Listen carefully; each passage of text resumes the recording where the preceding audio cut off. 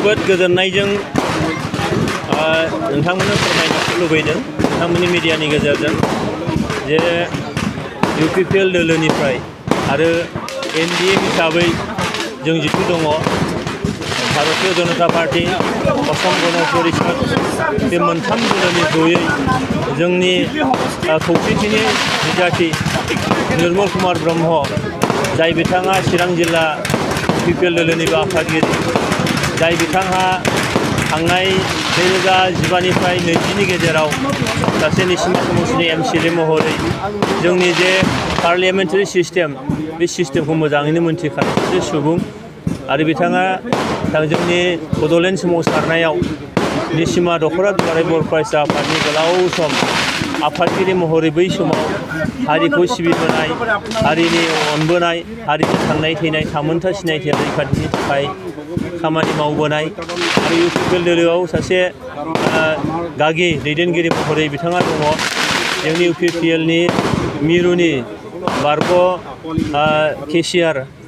बिथां निर्मल कुमार ब्रह्मखौ दिनैहाय दोलोआ बिथांखौ सायख'बाय 37 नं सिडली बियाबनि उफ्रा बिसायख'थियाव बिथांखौ बिजाथि महरै फोसावनायाव आङो जोंनि दोलोनि आफादगिरि मानगोनां प्रमद बर' बिथांखौ आङो साबायखर जासिदों आरो बेयाव मदद होनायनि थाखाय जोंनि आसामनि गिबि मन्त्रि डक्टर हिमन्त बिश्व शर्माखौ आङो साबायखर जासिदों AGPनि फारसेनिफ्राय मानगोनां अचल बरा बिथांनिसिम आङो साबायखर जासिहरदों आरो जिल्लानि जोंहा AGP आरो BJP जों खौसेयै निर्मल कुमार ब्रह्मखौ दिनै जों मोननो हानानै जोबोद गोजोननाय मोनदों थारैनो रायजो राजाफोरनि लुबैनाय बायदि रायजो राजाफ्रा हास्थायनाय बायदि बिथांनि मुंखौ दिनैहाय फोसावनो हाबाय आं मिजिं खालामो बिथाङा रायजो राजानि निस्सय जोबोद मोनसे अनसायनाय मोनगोन आरो जाय अनसायनायनि गेजेरजों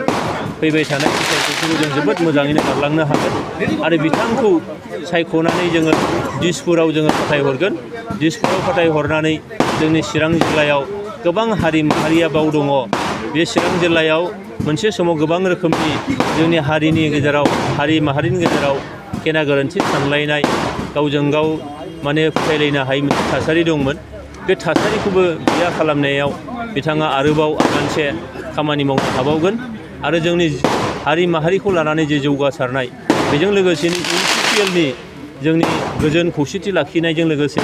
मोनफ्रोमबो हारिनि समान जौगानाय समान मोनथायनि थाखाय जिखिनि खामानि मावगोन बिथाङा देरहालांनानै बे खामानिखौ आरो साबसिनै हामसिनै मावबावनो हागोन बेनिखायनो आङो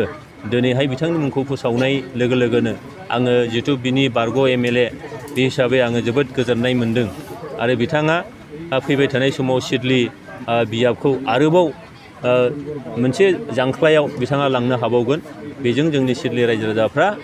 जोङो लुबैनाय बायदि बिथांनि गेजेरजों जौगानायनि खामानि मावनो हागोन बेखिनिखौ आङो मिजिं खालामदों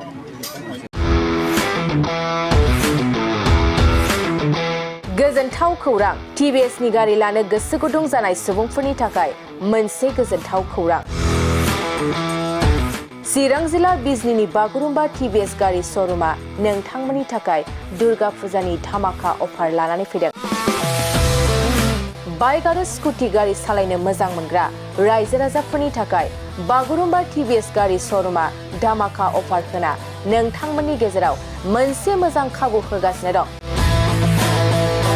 बिजनी स्टेट बेंकनि साखाथिनि CRPF केम्पनि उल्था सोनाब फारसे थानाय बागुरुम्बा TVS श'रुमाव डाउन पेमेन्ट होनानै नोंथाङा TVSनि गारि लानो हागोन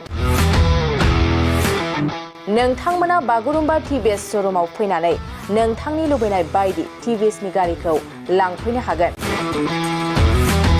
TVSनि गारि सालायनो मोजां मोनग्रा रायजो राजाफोरनि थाखाय बागुरुम्बा TVS श'रुमा बेनि अनगायैबो गोबां मोजां अफार लाबोदों बेफोर अफारफ्रानो जाबाय जेरै गंनै हेलमेट फ्रि फुल टिंकी पेट्रल फ्रि एसर गिफ्ट आरो TVS कम्पानिनि गासैबो मडेलनि एक्सचेन्जनि खाबुआ एभेलेबल जागोन